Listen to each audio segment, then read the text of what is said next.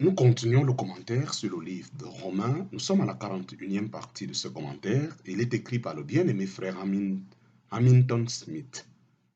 Chapitre 5, petit 1 sous 4, Romains chapitre 15, versets 18 à 21. Nous lisons Romains chapitre 15, versets 18 à 21. Car je n'oserais rien dire que Christ n'ait accompli par moi pour l'obéissance des nations, par parole et par œuvre, par la puissance de miracles et de prodiges, par la puissance de l'Esprit de Dieu, de sorte que, depuis Jérusalem et tout alentour, jusqu'en Illyrie, j'ai pleinement annoncé l'évangile du Christ. Mais aussi m'attachant à évangéliser, non pas là où Christ avait été prêché, en parenthèse, afin que je n'édifiasse pas sur le fondement d'autrui, mais selon qu'il est écrit, ceux à qui il n'a pas été annoncé verront, et ceux qui n'ont pas entendu comprendront. Commentaire. Après avoir parlé de la grâce spéciale qui lui avait été donnée et du but de cette grâce, l'apôtre, avec la modestie qui convient, fait brièvement référence à la manière dont il avait cherché à exercer ce ministère. Christ avait d'autres serviteurs qu'il avait utilisés pour la bénédiction des âmes, mais l'apôtre ne voulait pas juger leur travail. Il se réfère uniquement à ce que Christ avait opéré par lui-même, sa prédication étant accompagnée par de grands signes et prodiges dans la puissance du Saint-Esprit. L'apôtre avait cherché à éviter les endroits où Christ était déjà confessé, de peur de bâtir sur le fondement d'autrui. Son but était de prêcher à ceux qui n'avaient pas entendu, selon la parole d'Ésaïe chapitre 52, ceux à qui il n'a pas été annoncé verront, et ceux qui n'ont pas entendu comprendront.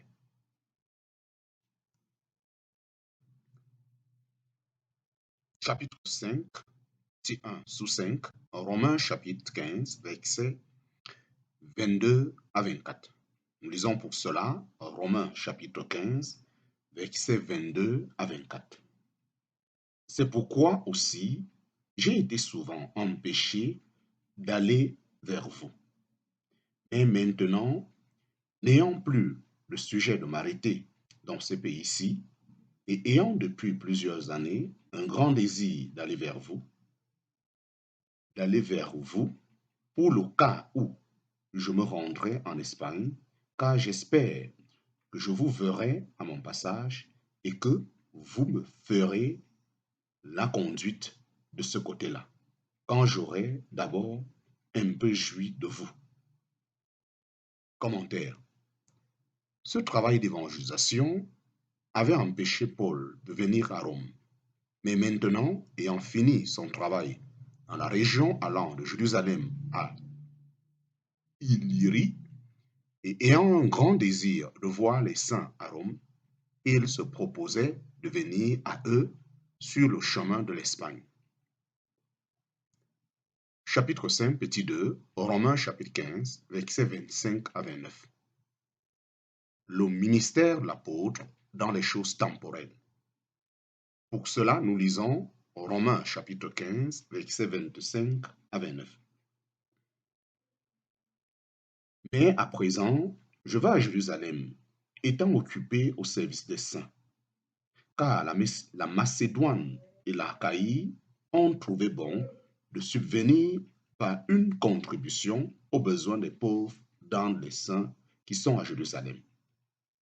Car elles l'ont pris à cœur et elles sont leurs débiteurs, car si les nations ont participé à leur bien spirituel, elles sont aussi sous l'obligation de leur servir dans les choses charnelles. Après donc que j'aurai achevé cette œuvre et que je leur aurai scellé ce fruit, j'irai en Espagne en passant par Chevaux. Et je sais qu'en allant auprès de vous, j'irai dans la plénitude de la bénédiction de Christ. Commentaire. En attendant, il avait une autre forme de ministère à accomplir.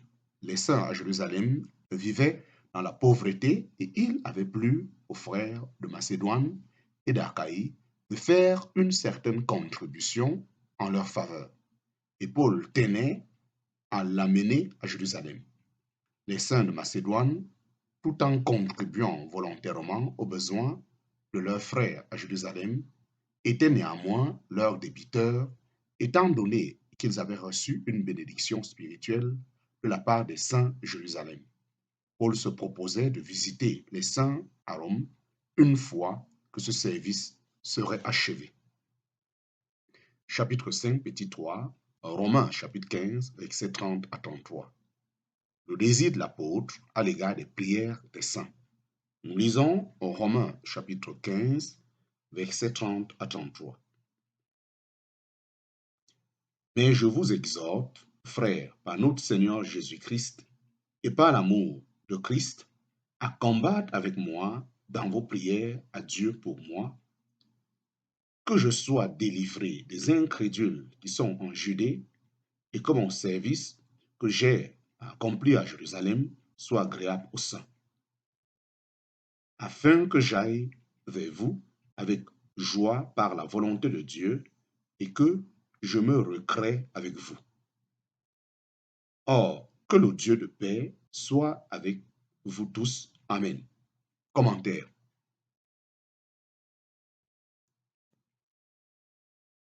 L'apôtre était confiant qu'il viendra à Rome dans la plénitude de Christ. C'est justement la raison pour laquelle il désirait les prières de ses saints, et non seulement en tant qu'individu, mais comme combattants ensemble dans la prière. En parenthèse, Romains chapitre 15, verset 30. L'apôtre semble sentir qu'il rencontrerait à Jérusalem l'hostilité des Juifs incrédules. En outre, il pensait apparemment possible que les Juifs croyants, avec leurs forts préjugés, puissent refuser l'aide envoyée par des croyants dans les nations. Il désire donc que son service, à cet égard, puisse être agréable aux saints. En parenthèse, Romains chapitre 15, verset 31. Enfin, il désire pouvoir, par la volonté de Dieu, venir à eux avec joie et que sa venue soit un rafraîchissement mutuel. En parenthèse, Romains chapitre 15, verset 32. En attendant, il les recommande à Dieu. Il les avait déjà remis au Dieu de patience et de consolation. En parenthèse, Romains chapitre 15, verset 5. Puis au Dieu d'espérance. En parenthèse, Romains chapitre 15, verset 13. Il prie maintenant pour que le Dieu de paix soit avec eux tous. En parenthèse, Romains chapitre 15, verset 33. Chapitre 5, petit 4, Romains chapitre 16. Recommandations et salutations. Bien que l'apôtre n'ait jamais visité les saints à Rome, de nombreuses personnes lui étaient connues et il se plaît à s'en souvenir. L'amour brille dans toutes ces situations, mais c'est un amour discriminant. Bien que si doué en tant qu'apôtre, il se plaît, dans sa largeur de cœur, à reconnaître les autres occupés au service du Seigneur. Il n'y avait chez l'apôtre aucune mesquinerie indigne qui, dans un esprit de jalousie, aurait cherché à s'élever soi-même en rabaissant les autres. Il n'est pas non plus imbu de lui-même au point d'estimer toute bonté à son égard comme un Dieu. Au contraire, il se souvient avec gratitude de chaque petit service envers lui. En parenthèse, Romains chapitre 16, versets 1, 2 et 4. Chapitre 5, petit 4 sous 1, Romains chapitre 16, versets 1 à 2. Nous lisons Romains chapitre 16, versets 1 à 2. Or, je vous recommande Phébé, notre sœur, qui est servante de l'assemblée, qui est à Cenchréa, afin que vous la receviez dans le Seigneur, comme il convient à des saints, et que vous l'assistiez dans toute affaire pour laquelle elle aurait besoin de vous, car elle-même aussi a été en aide à plusieurs et à moi-même. Commentaire. Il recommande d'abord Phébé, qu'il décrit non pas simplement comme une sœur, mais comme notre sœur. Elle avait servi l'assemblée à Saint-Cré, étant en secours à plusieurs, et l'apôtre ajoute à moi-même. Il leur demande de la recevoir et de l'aider en rappelant spécialement qu'elle avait aidé les autres. Dans tout cela, il devait agir au nom du Seigneur comme il convient à des saints. Chapitre 5, petit 4 sous 2, Romains chapitre 16, versets 3 à 5. Nous lisons en Romains chapitre 16, versets 3 à 5. Saluez Prisca et Aquilas, mes compagnons d'œuvre dans le Christ Jésus, qui, pour ma vie, ont exposé leur propre coup, auquel je ne rends pas grâce, moi seul, mais aussi toutes les assemblées des nations. Et l'assemblée qui se réunit dans leur maison, saluez Épaphrodite, mon bien-aimé, qui est les prémices de l'Asie pour Christ. Commentaire. Des salutations étaient adressées à Priscilla et à son mari Aquilas. Leur métier était de faire des tentes comme l'apôtre, et il l'avait aidé en cela, en parenthèse, Actes chapitre 18, verset 3. Mais il s'attarde ici sur le fait qu'il l'avait aidé dans le Christ Jésus. En outre, ils avaient risqué leur coup pour sauver sa vie. C'est pourquoi il leur était reconnaissant. Et non seulement lui, mais aussi toutes les assemblées des nations en rendaient grâce. Il y avait à l'évidence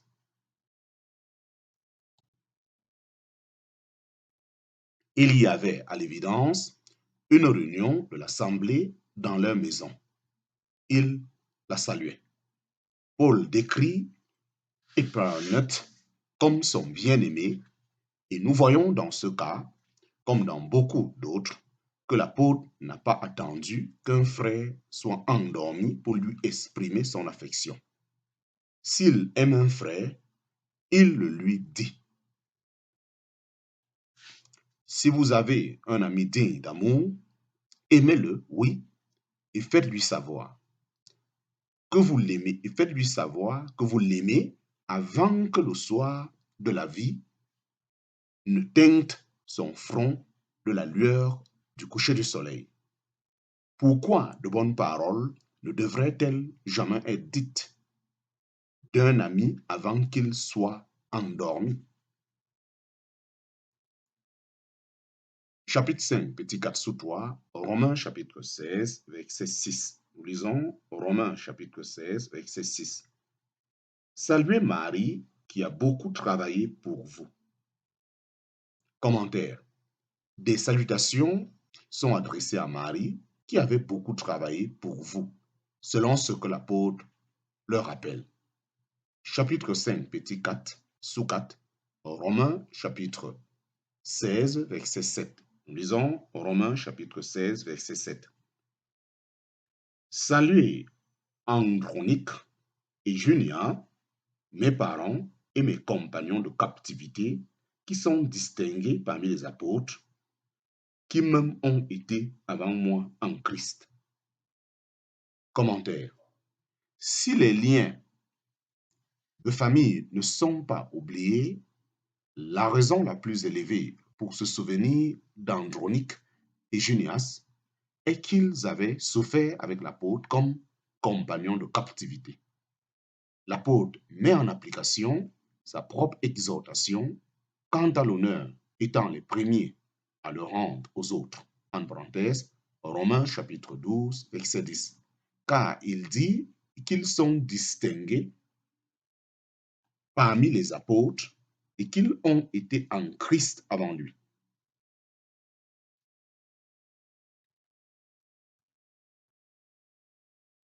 Chapitre 5, petit 4 Sous 5, Romains chapitre 16, versets 8 à 9. Nous lisons Romains chapitre 16, versets 8 à 9. Amplias, mon bien-aimé dans le Seigneur, salue Urbain, notre compagnon d'œuvre en Christ, et Stachus, mon bien-aimé.